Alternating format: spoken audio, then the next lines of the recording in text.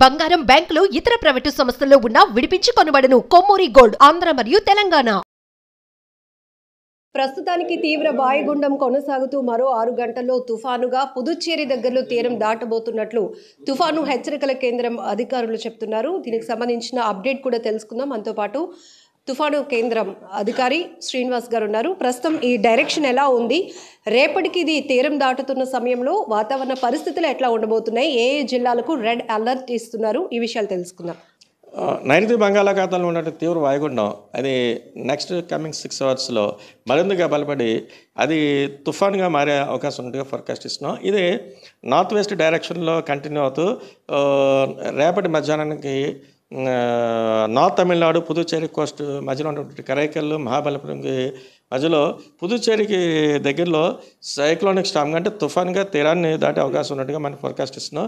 ఇది తీరం దాటే సమయంలో అక్కడ ఆ ప్రాంతంలో అంటే పుదుచ్చేరికి దగ్గరలో విండ్ స్పీడ్స్ 70 to 80 కిలోమీటర్స్ వరకు వెళ్ళే ఛాన్స్ ఉంది. అలాగే నెక్స్ట్ ఇప్పుడు ఉన్నటువంటి ఈ తుఫాన్ దృష్ట్యా ఈ తమిళనాడుకి దగ్గరలో ఉన్నటువంటి 3 జిల్లాలు నెల్లూరు, తిరుపతి, చిత్తూరు ఈ 3 జిల్లాలు కూడా సైక్లోన్ అలర్ట్స్ అయితే మనం జారీ చేయడం జరుగుతుంది. అలాగే నెక్స్ట్ ఈ 3 జిల్లాలు కూడా నెక్స్ట్ కమింగ్ 24 అవర్స్లో కూడా ఎక్స్ట్రీమ్ హెవీ రైన్ ఫాల్స్ కూడా మనం ప్రెడిక్షన్స్ చేస్తున్నాం.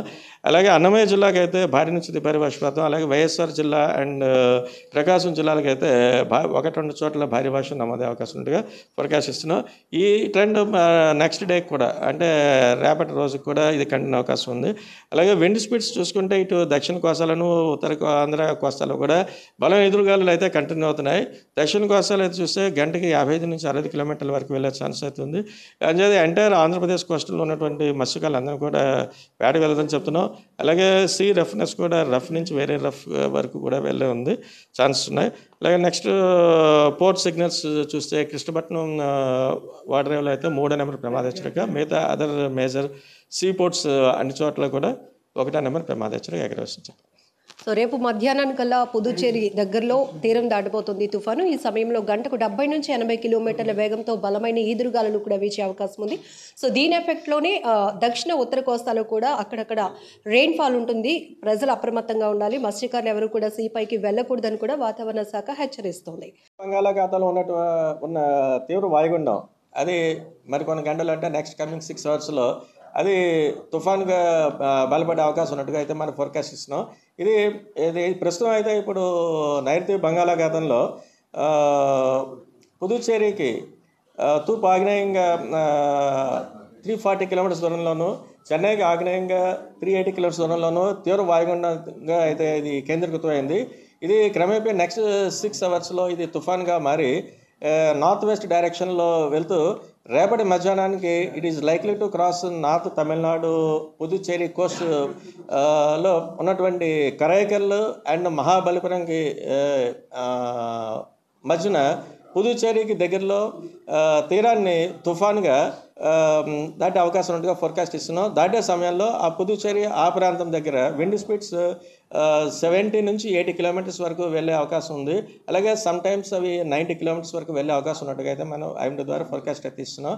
ఇది ఇప్పుడున్నటువంటి రాబోతున్నటువంటి తుఫానుని దృష్ట్యా మన దక్షిణ కోస్తాలైనటువంటి 3 జిల్లాలైనటువంటి నెల్లూరు, తిరుపతి, చిత్తూరు ఈ జిల్లాలకు కూడా సైక్లోన్ అలర్ట్స్ మన సైక్లోన్ మాన్సూన్ ద్వారా అలర్ట్ జారీ చేయడం జరుగుతోంది.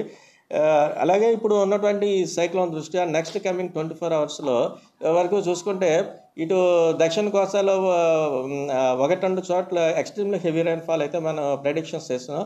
ముఖ్యంగా నెల్లూరు, తిరుపతి, చిత్తూరు ఈ జిల్లాలో అయితే ఎక్స్ట్రీమ్లీ హెవీ రైన్ఫాల్, అలాగే నెక్స్ట్ అన్నమయ్య జిల్లాలో అయితే భారీ నుంచి అతి భారీ వర్షపాతం, అలాగే మరికొన్ని జిల్లాలు అంటే వైఎస్ఆర్, కడప అండ్ ప్రకాశం ఈ జిల్లాలకు అయితే 1-2 చోట్ల భారీ వర్షం